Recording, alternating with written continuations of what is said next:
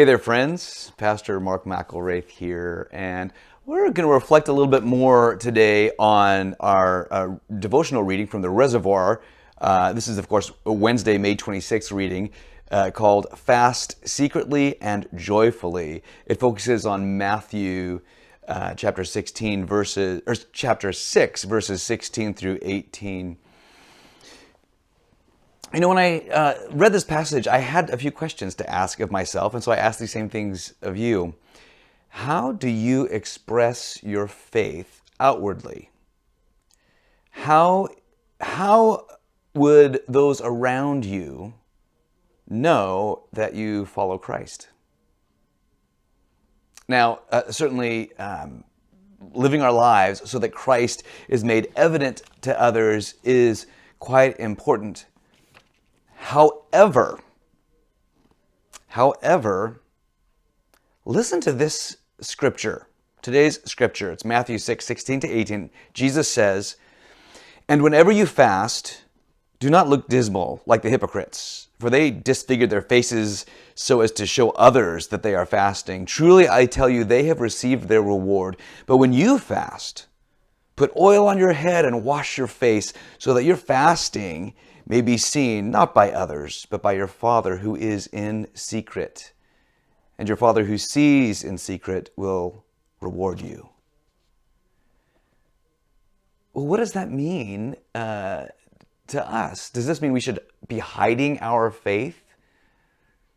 You know, as Christians, it seems like we are almost required to show our faith outwardly, and it seems like in a good way. I mean, we gather together and worship. That's an outward expression of our faith. We sing together. We do Bible studies together. These are all wonderful things.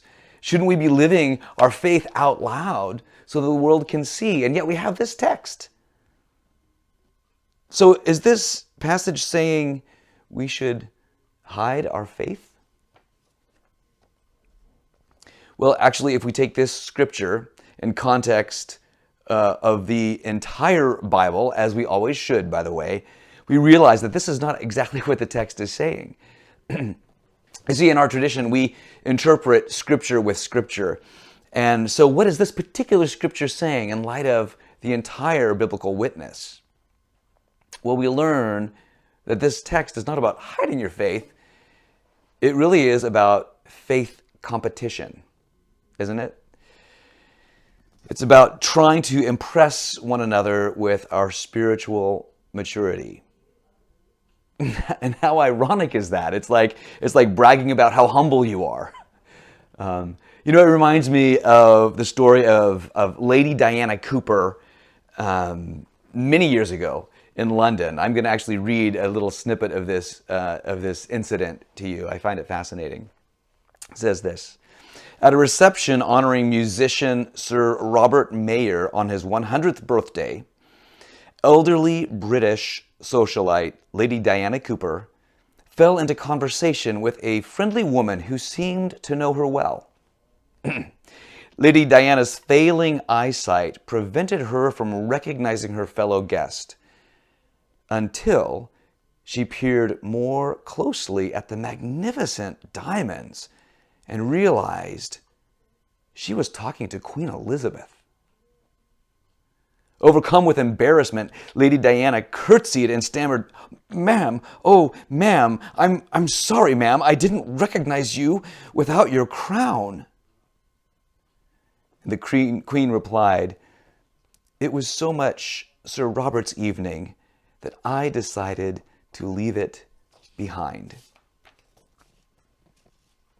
I love that brief little snapshot of history there. The Queen had no need to impress people with her majesty. She simply lived authentically as herself. And because of her humility, the Queen had a genuine conversation with Lady Diana Cooper, rather than letting that impressive crown get in the way. Well, similarly, when we have deep faith, there is no need to try to impress people with it, impress others with our rigorous spiritual practices. We simply live the faith Otherwise, trying to impress people like that, it actually gets in the way, doesn't it? So let's read that text one more time. Matthew 6:16-18. Jesus says, "And whenever you fast, do not look dismal like the hypocrites, for they disfigure their faces so as to show others that they are fasting. Truly, I tell you, they have received their reward. But when you fast, put oil on your head and wash your face, so that your fasting may be seen not by others, but by your Father who is in secret. And your Father who sees in secret will reward you."